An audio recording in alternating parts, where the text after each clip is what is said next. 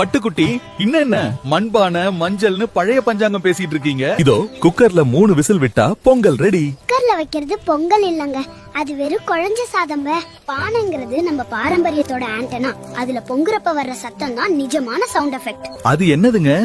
நீங்க வெள்ளையா அழகா சக்கரை பொங்கல் செய்வீங்க, ஆனா நான் ஏதோ ஒன்னு கருப்பா போட்டு கிண்டிட்டு இருக்கதானே பாக்குறீங்க. நம்ம முன்னோர்கள் இத வெள்ளை பொங்கல்னு சொன்னாங்க, ஆனா நாம இப்ப இத சக்கரை பொங்கல்னு மாத்திட்டோம். சக்கரைங்கிறது வெறும் ஸ்வீட் இல்லமா, அது ஒரு ஸ்லோ பாய்சன். என்னது சக்கரை ஆபத்தா? சின்ன வெள்ளையா இருக்கிறதெல்லாம் பால் நினைக்காதீங்க. அந்த ரீஃபைன் சக்கரை நம்ம இன்சுலின் கொடுக்கற ஷாக் இருக்கே, அது பயங்கரம். ஆனா நம்ம பழைய மண்டை வெல்லம் இரும்பு சத்து இருக்கிற பொக்கிஷம். அதுக்காக எதுக்கு அந்த பானையில கஷ்டப்படணும்? பானை வெறும் மண்ணா இல்ல, அது ஒரு நேச்சுரல் டிடாக்சின்.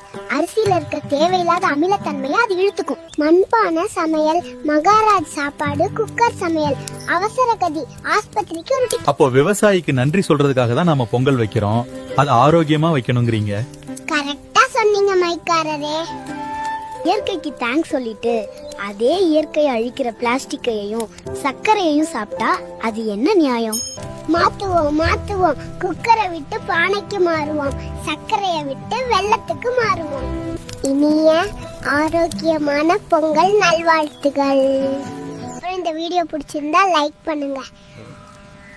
இனிமேல் நீங்களும் பானையில பொங்கல் வைங்க. நீங்க பொங்கலுக்கு சக்கரை போடுவீங்களா வெல்லம் போடுவீங்களான்னு கமெண்ட் பண்ணுங்க. பாய். Download ShareChat.